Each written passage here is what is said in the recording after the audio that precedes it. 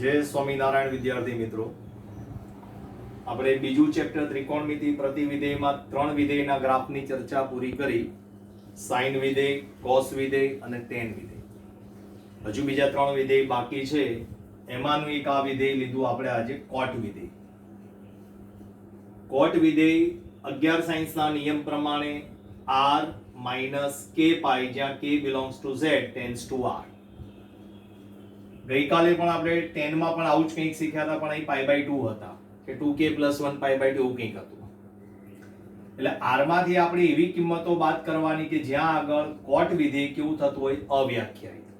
કેવું થતું હોય, અવ્યાખ્યાયિત.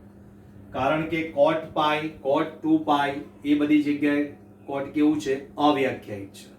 બરોબર, એટલા માટે આપણે એ કિંમતો કટ કરી છે. Tends to r. એટલે આ વિધેય તમારી પાસે ગઈકાલે જે આગલા વિડિયો લેક્ચરમાં ચર્ચા કરી એ પ્રમાણેની જ વાત છે. અનેક એક અને વ્યાપ્ત છે. અહીંયા આપણો વિસ્તાર ને સહપ્રદેશ સરખા છે, એટલા માટે આપણે વ્યાપ્ત છે જ અહીંયા. હવે અનેક એક છે, આપણે સૌથી પહેલા એનો ગ્રાફ દોર્યો. ધ્યાનથી સમજજો. આપણે આગલા વિડિયો લેક્ચરમાં જે 10 વિધેયનો ગ્રાફ દોર્યો તે આમથી આમ આવતો હતો, આ પ્રમાણે આવતો હતો, આમથી આમ. બરોબર છે? ક્લિયર? અને એ પ્રમાણે એ ઉગમ બિંદુમાંથી પસાર થતો હતો. પહેલા ઉગમ બિંદુમાંથી પસાર થતો હતો, યાદ કરો. બરાબર? પછી પાઈમાં છેદતો હતો, કારણ કે 10 પાઈ એટલે 0 થાય. બરાબર? એટલે અહીંયા આલેખ પાઈમાં નથી છેદતો, અહીં પાઈ બાય 2 માં, 3 પાઈ બાય 2 માં, -3 પાઈ બાય 2. જ્યાં આગળ કોટ વિધેયની કિંમત 0 થાય, કોટ પાઈ બાય 2 0 થાય, કોટ 3 પાઈ બાય 2 0 થાય. બરાબર? એટલે એ જગ્યાએ આલેખ x અક્ષને છેદે છે. જુઓ, આલેખ x અક્ષને છેદે એટલે એનો મતલબ શું થયો કે એ જગ્યાએ કોટ વિધેયની કિંમત કેવી થશે, 0 થશે. બોલો, ક્લિયર અહીં સુધી? ઓકે.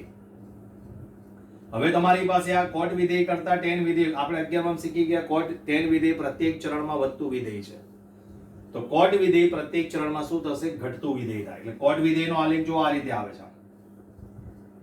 છે. બરોબર? આ પાઈ આગળ તૂટક રેખાઈ, જો આ આવ્યું અહીં સુધી. 10 વિધેયમાં પાઈ બાય 2 આગળ તૂટક આવે અને કોટ વિધેયમાં પાઈ આગળ આવે. બોલો, ક્લિયર અહીં સુધી? એટલે આ આપણી પાસે અત્યારે અનેક એક વિધેય થયું કહેવાય. કયું વિધેય થયું કહેવાય? અનેક એક. કારણ કે આપણી પાસે અંતરાલ આવા ઘણા બધા મળે છે. હવે આપણે આને એક એક કરવું છે. કેવું કરવું છે? એક એક. આપણે આનું ઇન્વર્સ શોધવું હોય, ઇન્વર્સ વિધેય, તો એના માટે મારે એને એક એક અને વ્યાપ્ત કરવું પડે. તો એક એક અને વ્યાપ્ત કરવા માટે આપણે આમાંથી કોઈ એક અંતરાલ પસંદ કરી લઈએ. કાં તો 0 થી પાઈ, કાં તો પાઈ થી 2 પાઈ, કાં તો -π થી 0 અને કાં તો -2 પાઈ થી -π. કોઈ પણ એક અંતરાલ તમે પસંદ કરો. આપણી ટેક્સ્ટ બુક પ્રમાણે, આપણી પાઠ્યપુસ્તક પ્રમાણે આપણે અંતરાલ લીધો 0 to π. આ રહ્યો, જો વિવૃત અંતરાલ આવ્યો અહીં આગળ. ગઈકાલે પણ આપણે આ જ વસ્તુની ચર્ચા કરી હતી આગલા વિડિયો લેક્ચરમાં, કે જે કોટ વિધેય 10 વિધેય હતું તો ત્યાં આપણે શું લીધું હતું, વિવૃત અંતરાલ -π/2 થી π/2 લીધા હતા. એટલે અહીંયા આગળ તમારી પાસે કયો આવે, 0 to π આવી ગયો. જો તમારી પાસે આ રહ્યો. આને તૂટક બતાવવું હોય તો બતાવી શકાય, અહીંયા આગળ જરૂર નથી, ચાલશે. બરાબર? એટલે આ તમારી પાસે આ 0 to π નો આલેખ થઈ ગયો. જો આ રહ્યો. આ જ વસ્તુ મેં દોરી છે અહીંયા આગળ. જો આ રહ્યો. આ જ વસ્તુ અહીંયા આગળ મેં દોરીને બતાવી. તમને એમ થતું એક સાહેબ તૂટક બતાવો ને, ચાલશે, ચાલો બતાવી દો. ખ્યાલ આવી ગયો? તમને એમ થતું હોય ને કે સાહેબ 0 to π સૌ વિવૃત અંતરાલ નથી આપણે લીધો, કઈ વાત? બરોબર? તો એવું આ જ વસ્તુને આપણે એન્ટી ક્લોકવાઇઝ પરિભ્રમણ કરાવો. આ હવે એક એક અને વ્યાપ્ત થઈ ગયું. વ્યાપ્ત હતું જ આપણી પાસે, આપણે ખાલી અનેક એક હતું, એની જગ્યાએ એક એક કરવું હતું. એટલે અનેક એકમાં પ્રદેશ આપણો મોટો હતો, એ પ્રદેશને આપણે શું કરી નાખ્યો, મર્યાદિત. મર્યાદિત એટલે આટલો 0 to π માં છે. આટલા જ પ્રદેશમાં આપણે વિચારવા, કાં તો આટલા જ પ્રદેશમાં વિચાર. બરાબર? તો આટલો જ પ્રદેશ લઈએ છીએ ત્યારે વિધેય કેવું થઈ જાય છે, એક એક.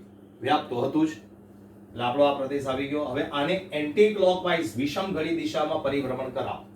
એટલે આને આમ પરિભ્રમણ કરાવશે એટલે તમારી પાસે આ રહ્યા 0 to π આવી ગયો અહીં આગળ. બોલો, પડી સમજણ? ખ્યાલ આવે છે? ઓકે, ચલો આ આલેખ આ રહ્યો, જો છે આ રહ્યો. વિષમ ઘડી દિશામાં પરિભ્રમણ કરાવો અને આમ. એટલે એવું નહીં વિચારતા સાહેબ આ તો આમ ના આવ્યું, આ ઋણ છે, ઋણ નીચે આવે ને, ખ્યાલ આવે છે? અને આ ધન y આ રહ્યું, જો ધન y છે, ધન x થઈ જાય આ રહ્યું. ધન y છે ધન x થઈ ગયું છે, આ મારી પાસે ઋણ y હતો, અરે થઈ ગયું, તે ઋણ x થઈ ગયું, અરે આ પ્રદેશ જો, એટલે cot વિધેય 0 to pi tends to r હતો, તો હવે તમારી પાસે ઇન્વર્સ વિધેય ક્યાંથી ક્યાં થઈ ગયું, r થી 0 to pi. બોલો ક્લિયર અહીં સુધી? ઓકે, હવે આપણે બીજી ચર્ચા કરીએ, ફરી એકવાર યાદ કરાવી દો. ચલો, આ આપણા માટે માનો કે cot વિધેય છે, cot વિધેય આપણી પાસે 0 to pi tends to શું આવે, r, આ x, તો આ શું થઈ ગયું, cot x. પછી એ પ્રમાણે તમારી પાસે આ ઇન્વર્સ ફંક્શન છે, આ cot ઇન્વર્સ, તો એ શું આવશે, r to 0 to pi. બોલો ક્લિયર? હવે આ cot x અને આ cot ઇન્વર્સ ના પ્રદેશમાં લઈ લો, એટલે આ cot x cot ઇન્વર્સ માટે x થઈ જશે, એટલે cot ઇન્વર્સ cot x થઈ ગયા. એટલે તમારી પાસે cot ઇન્વર્સ cot x આવ્યો, તો પ્રદેશ 0 to pi થી શરૂઆત થશે, tends to 0 to pi. બોલો ક્લિયર અહીં સુધી?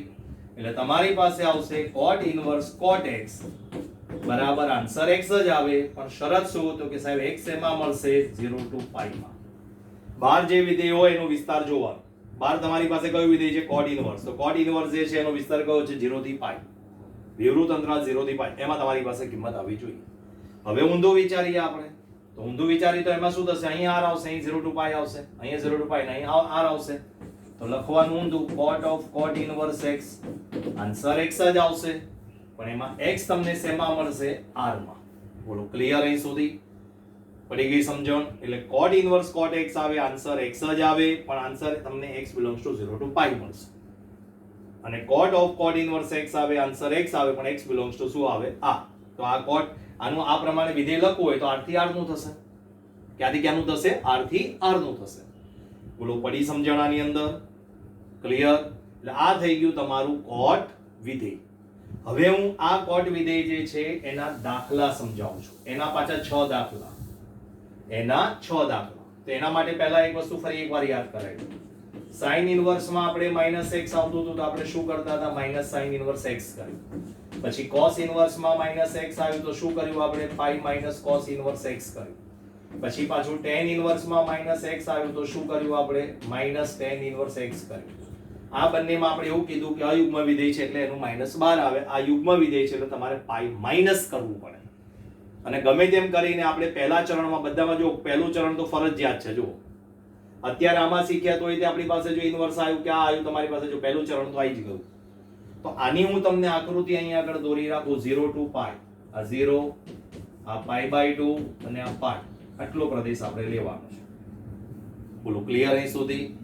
ઓકે, હવે આ પ્રમાણે ધારો કે સાહેબ cot ઇન્વર્સ માં -x આવે તો એ cos ઇન્વર્સ જેવું જ થાય, જેમ sin ઇન્વર્સ જે છે એના જેવું tan ઇન્વર્સ માં આવ્યું કે નહીં, તો cos ઇન્વર્સ જેવું છે એમાં આવશે તમારે cot ઇન્વર્સ માં, એટલે અહીંયા શું આવશે, pi cot ઇન્વર્સ x. એટલે આપણું આ એક બીજું ચોથું નવું સૂત્ર આવ્યું. એટલે આ સૂત્ર હું અહીંયા આગળ લખી રાખું છું. હવે આ તો તમને બાકીના યાદ કરાવ્યા અહીંયા આગળ. એટલે આપણે cot ઇન્વર્સ -x બરાબર pi cot ઇન્વર્સ x. બોલો ક્લિયર? પડી ગઈ સમજણ?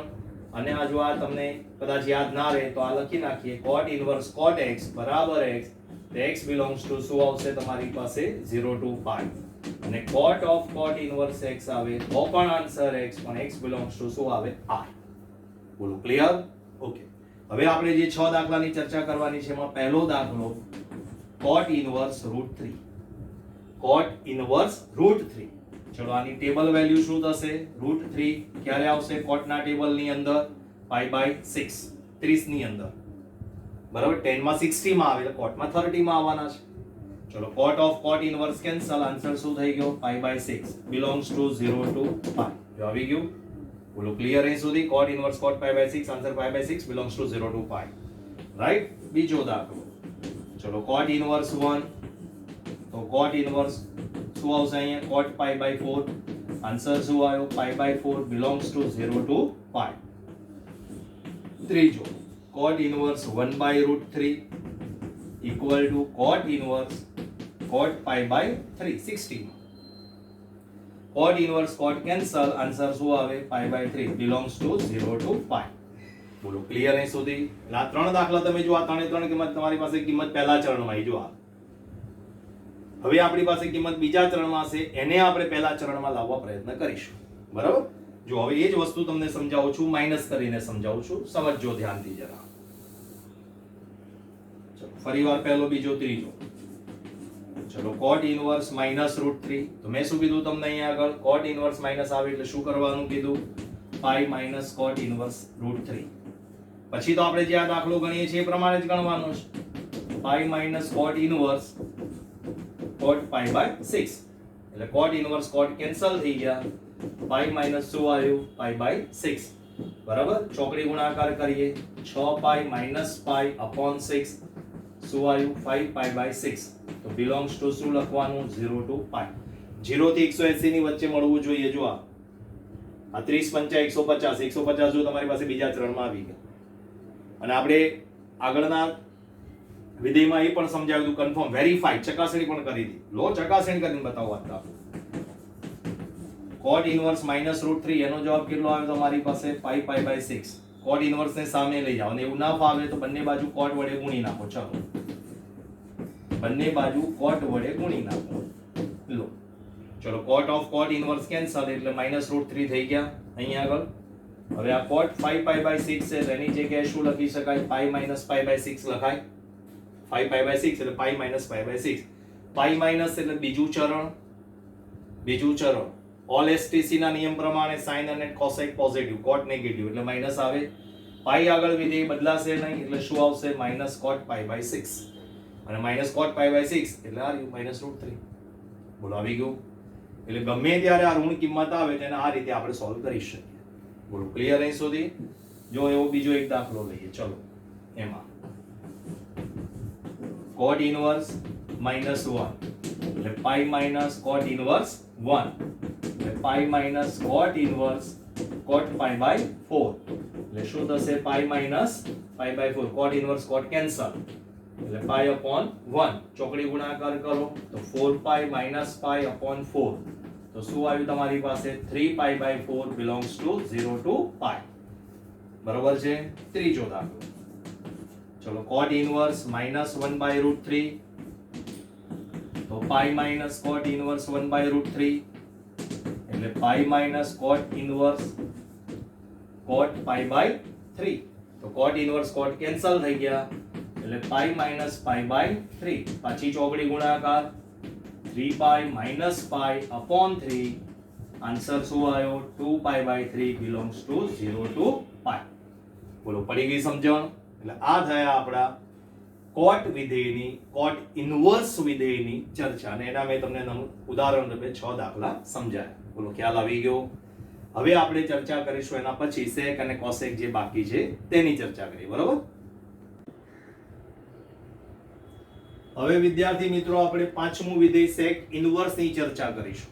શેની ચર્ચા કરીશું? sec inverse. 4 વિધેય પૂરા થયા, 2 વિધેય બાકી છે, sec વિધેય અને cosec વિધેય. બરોબર છે? sec વિધેય આપણે 11મા ધોરણમાં ભણ્યા એ પ્રમાણે સંવૃત અંતરાલ 0 to pi minus pi by 2 tends to r minus વિવૃત અંતરાલ -1 ટુ 1. આ એનો પ્રદેશ છે અને આ એનો સહપ્રદેશ છે. બરાબર? હવે આ વિધેય જે છે ઓલરેડી એક અને વ્યાપ્ત છે એવું આપણે 11માં ગ્રાફ દોર્યો ત્યારે આપણે શીખી ગયા. અને 11મા ધોરણનો જે ગ્રાફ આવતો તે મેં દોરેલો છે અહીંયા આગળ. સમજાવું છું, ચિંતા ના કરતા. આ આપણી x એક્સિસ છે. હજુ આ વચ્ચેનું સમજાવું છું. બધું સ્ટેપ બાય સ્ટેપ બોર્ડ ઉપર જેટલું લખ્યું છે બધું સમજાવીશ. બરાબર? આ આપણી x એક્સિસ, આ આપણી y એક્સિસ. બરાબર છે? આ ઉગમ બિંદુ, આ પાઈ બાય 2, આ પાઈ, આ 3 પાઈ બાય 2, આ 2 પાઈ અને આ 5 પાઈ બાય 2. એ પ્રમાણે ડાબી બાજુ આવો, minus pi by 2, minus pi અહીં લખ્યા નથી મેં. બરાબર? Minus pi, minus 3 pi by 2, અહીં લખ્યા નથી, માઇનસ 2 પાઈ અને આ માઇનસ 5 પાઈ બાય 2. બોલો ક્લિયર અહીં સુધી? ઓકે. પછી આપણે જે આ ઉગમ આ y આ x અક્ષ છે, આ y અક્ષ છે. મેક્સિમમ વેલ્યુ 1 છે અને મિનિમમ વેલ્યુ ન્યૂનતમ કિંમત -1 છે.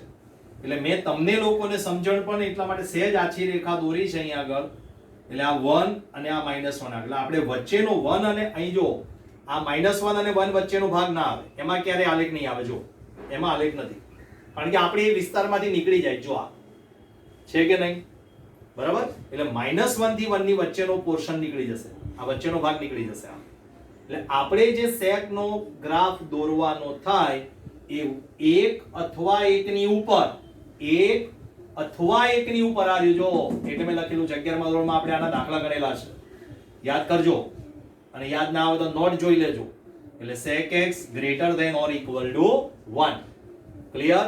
અને એ પ્રમાણે -1 અથવા એની નીચેનો પ્રદેશ આ રહ્યો જો, sec x less than or equal to -1 છે કે નહીં? એટલે આ રેખા તમે ડાર્ક કરી દેશો તો કોઈ વાંધો, આ તો ખાલી સમજૂતી પૂરતી દોરેલી છે.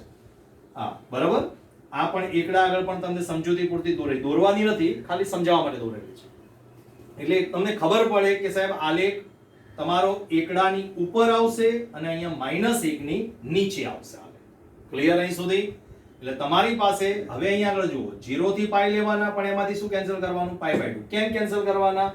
આપણે cos વિધેય જે છે એમાં શું છે, 0 to pi tends to -1 to 1. સમજો, હવે 0 થી પાઈ તમે જ્યારે લેતા જો, અહીં લખેલું 0 થી પાઈ, તેમાં આ જગ્યા આગળ cos π/2 ની વેલ્યુ કેટલી થાય? 0. cos π/2 ની વેલ્યુ 0. હવે sec એનો વ્યસ્ત છે, તો sec π/2 ની વેલ્યુ કેવી થઈ જાય? અવ્યાખ્યાયિત. એટલા માટે આપણે 0 થી પાઈ માંથી શું કાઢી નાખવાનું છે? π/2, કે જ્યાં આગળ sec શું છે? અવ્યાખ્યાયિત છે. એટલે π/2, 3π/2, 5π/2, ડાબી બાજુ -π/2. એટલા માટે આપણે π/2, 3π/2, 5π/2 આગળ તૂટક રેખા દોરી છે. જુઓ જરા ધ્યાનથી સમજો. આ રહી જો, છે કે નહીં? ક્લિયર? સમજણ પડે છે હું જે કહેવા માંગુ છું? અહીંયા આલેખ તમે જુઓ, x અક્ષને ક્યાંય છેદતો નથી. તમને એમ થશે સાહેબ પહેલા તો તમે પહેલા વિધેયમાં એવું શરૂઆતના 4 વિધેયમાં કીધું કે આલેખ x અક્ષને છેદવો જોઈએ, પણ આપણે અહીંયા આ ભાગ કટ થઈ જાય છે. જો આટલો ભાગ લેવાનો જ નથી આપણે, એટલે કાં તો ઉપરનો ને કાં તો નીચેનો આવે તમારી પાસે. એટલે આ પોર્શન જે આવ્યો જો π/2 આગળ છે, એટલે આ -π/2 છે, એટલે આ તમારો આલેખ સેકનો આ રહ્યો જો, આટલો આ ભાગ છે. એક આગળ જ આવે, ઉગમ બિંદુ ના છે, ઉગમ બિંદુ અહીંયા છે, આ ઉગમ બિંદુ છે આ, બરાબર, અને આ એકડો છે, એટલે આ તમારી પાસે આટલા ભાગમાં છે, જો આ રહ્યું ઉપર આવ્યું અહીંયા આગળ છે, આ -π/2 થી π/2, પછી આ રો π/2 થી 3π/2 માં જો આ નીચે ગ્રાફ આવ્યો આ રહ્યું છે. કારણ કે cos વિધેય જે ચરણમાં વધતું હોય એ જ ચરણમાં sec વિધેય કેવું થાય? ઘટતું વિધેય થાય. બરોબર છે? ઓકે. એટલે હવે જો તમારે આ છેદ બિંદુ લખવું હોય, આ છેદ બિંદુ ચલો અહીંયા આગળ, આમ એટલા માટે આડી રેખા તમને સમજાવવા માટે દોરેલી છે. ચલો આ ઊભો y x યામ અને આડો y યામ, એટલે આના આ બિંદુના એમ કયા થયા? π-1. જો આ રેખા દોરવામાં આવે સમક્ષિતિ, તો આના યામ કયા થાય? π અને -1. થયા કે નહીં? પડી સમજણ? ઓકે. ચલો હવે અહીંયા આગળ તમારી પાસે આ ઉગમ બિંદુ, આ π/2, આ π, હવે આવ્યું 3π/2. હવે 3π/2 અને 5π/2 ની વચ્ચે, 3π/2 અને 5π/2 ની વચ્ચે આ 2π છે. બરાબર? એટલે ગ્રાફ જો આ રહ્યો, આ રહ્યો. એટલે આ બિંદુ તમારે લેવું હોય તો આ x અક્ષનો 2π અને આ y અક્ષનો 1. બોલો ક્લિયર અહીં સુધી? પડી સમજણ? હવે એક્ઝેક્ટલી એવો આપણે આ બાજુ દોરી આ રહ્યો ને, દો આ થઈ ગયો. એટલે આ બિંદુ તમારું કયું આવ્યું? 0 1 આવ્યું કે નહીં? આ કયું બિંદુ આવવાનું? 0 1. ચલો એ પ્રમાણે અહીંયા નીચે આવશે આ રહ્યું. તો આ તમારી પાસે કયું આવ્યું? -π. આ -π/2 અને -3π/2, -π/2 છે આ, તો અહીંયા આગળ -π આવવાનું કે નહીં? અને આ નીચે -1 છે, એટલે -π અને -1 આ રહ્યું છે. અહીં જગ્યા નથી એટલા માટે મેં બિંદુ અહીં લખેલું છે. એક્ઝેક્ટલી એવું હવે આ -3π/2 ને -π, જે પ્રમાણે જમણી બાજુ દોરો ને એ પ્રમાણે ડાબી બાજુ દોરવાનો આવે ગ્રાફ. એટલે આ બિંદુ મારે જો અહીં જોતું હોય તો કયું મને મળે? અહીંયા -2π આવે. આ બિંદુ મને અહીંયા કયું મળે? -2π, અને ઉપરનો યામ 1 છે, એટલે -2π અને 1. ત્રીજું ચરણ એટલે -2π અને 1. બોલો પડી સમજણ? આ થયો તમારો sec વિધેયનો ગ્રાફ. હવે આમાંથી આપણે આટલો જ લેવાનો, 0 to π -π/2 વાળો. તો 0 to π ક્યાં છે તમારી પાસે? 0 આ રહ્યો, π આ રહ્યો, એટલે આટલા ભાગનો જે ગ્રાફ આવે ને આટલો જ લેવાનો, ને એ સાહેબે અહીં દોરેલો ચાલ્યો જો છે અહીંયા આગળ આ 0 અને આ π, એની વચ્ચે જો આ π/2 આગળ તૂટક રેખા બતાવેલી છે આ રહ્યો, આ 0 આ π, અને આટલો ભાગ જો આ રહ્યો, આ ભાગ આ રહ્યો છે, બરોબર, અને આ ભાગ આ રહ્યો જો અહીંયા આ રહ્યો. આવી ગયો. એટલે આ 0 to પાઈ નો ગ્રાફ તમારી પાસે આટલો પોર્શન આવે એટલે આમાં અડધો ભાગ આવે અને આમાં આ અડધો ભાગ આવે. બોલો ક્લિયર? પડી ગઈ સમજણ? એટલે આ થયો તમારો સેક વિધેયનો ગ્રાફ અને સેક વિધેય એક અને વ્યાપ્ત છે જ. બરાબર? એટલે આપણે એના પ્રદેશ સહપ્રદેશમાં કોઈ બાંધછોડ કરતા નથી એટલે ડાયરેક્ટ સેક ઇનવર્સ નો આપણને પ્રદેશ મળી જશે, પ્રદેશ સહપ્રદેશ. ઓકે, આ મેં તમને સમજાવવા માટે લખ્યું છે. આ બંને વસ્તુ એક જ છે કે આખી સંખ્યા રેખામાંથી -1 થી 1 ની વચ્ચેનો ભાગ કાઢી નાખો. આ 11 સાયન્સમાં આપણે સમજાવેલું છે. એટલે તમારે -1 જેટલું અથવા એનાથી નાનું અને 1 જેટલું અથવા એનાથી મોટું. એટલે sec x is less than or equal to -1 અથવા તો sec x is greater than or equal to 1. બોલો ક્લિયર? પડી ગઈ સમજણ? હવે આપણે આ જ ગ્રાફને આપણે પરિભ્રમણ કરાવવાનો એન્ટી ક્લોકવાઇઝ વિષમ ઘડી દિશામાં. શેમાં? વિષમ ઘડી. તો સૌથી પહેલા તમારી પાસે પ્રદેશ સહપ્રદેશ છે, ઉલટાવી દો. ઉલટાવી દીધા. બરાબર? હવે એનો ગ્રાફ દોરીએ.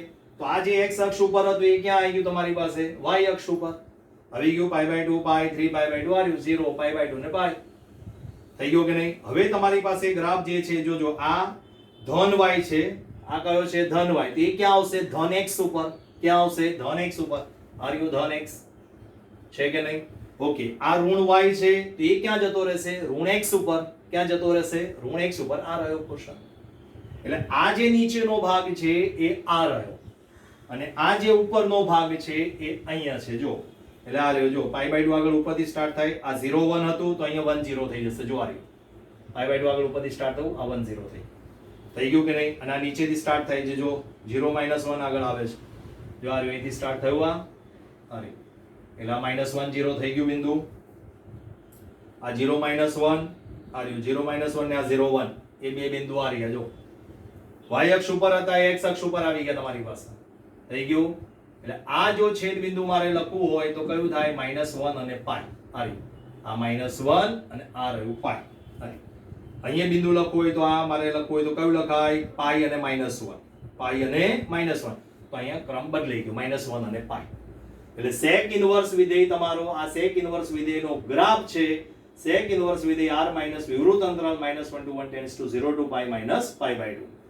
હવે આ તમને આપણે ચાર વિધેયમાં સમજાવેલું છે. sec ઇનવર્સ sec x આવે તો x. તો બહાર કયું વિધેય છે? sec inverse. કયું વિધેય છે? sec inverse. અને જો તમને ખબર ન પડે તો રફ વર્કની અંદર સમજવા પ્રયત્ન કરવાનો. તો આ તમારી પાસે અહીં આગળ sec x, આ x અને આ sec x.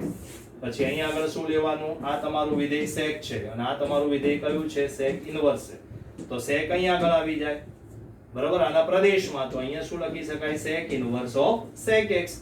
તો ચેક કરો sec વિધેય ક્યાં છે? આવ્યું 0 થી pi - π/2 r - 1 અને sec ઇનવર્સ ક્યાં છે? r - 1 એ આવ્યું અને 0 to pi - શરૂ ક્યાંથી થયો? 0 pi થી 0 to pi - π/2 થઈ ગયું. એટલે sec ઇનવર્સ sec x નો જવાબ જે આવવાનો તમારી પાસે 0 to pi - π/2 માં આવે. અને આપણે એની હિન્ટ પણ આપેલી છે. બહાર કયું વિધેય છે? sec inverse. તો એના વિસ્તારમાં જવાબ આવવો જોઈએ. તો એનો વિસ્તાર આ રહ્યો.